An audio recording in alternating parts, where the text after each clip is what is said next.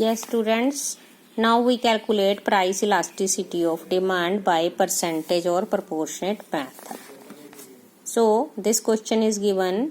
P means initial price, पहली price 4 rupees and quantity यानी कि Q initial quantity 10 units. 4 rupees price पर consumer 10 units purchase कर रहा है. When price is P1 means new price is 5 rupees. His demand falls to 8 units. So Q1 is 8.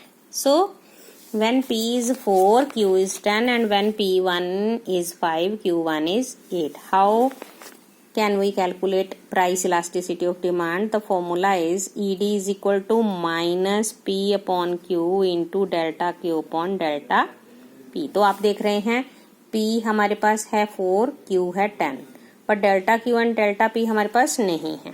तो first of all हम क्या निकालेंगे? Delta Q. Q1 minus Q. So delta Q will be 8 minus 10 is equal to minus 2, and delta P is equal to P1 minus P. So delta P is 5 minus 4 is equal to 1. Now ED is equal to minus P is 4, Q is 10, delta Q is minus 2, and delta P is 1.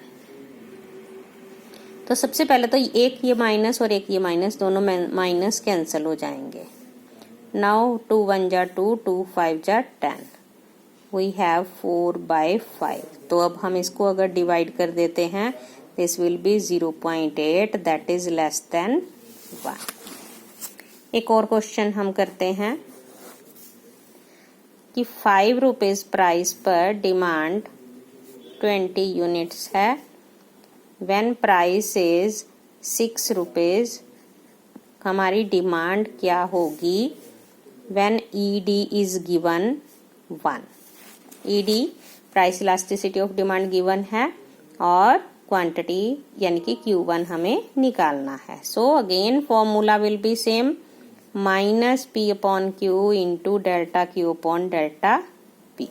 So first of all delta Q1 minus Q, and delta Q will be Q1 minus 20. Delta P is P1 minus P. So delta P is 6 minus 5 is equal to 1. Now ED भी given है. ED is 1. So 1 is equal to minus P5 and Q is 20. Delta Q is Q1 minus 20 and delta P is 1. Now 5 1 jar 5, 5 4 jar 20.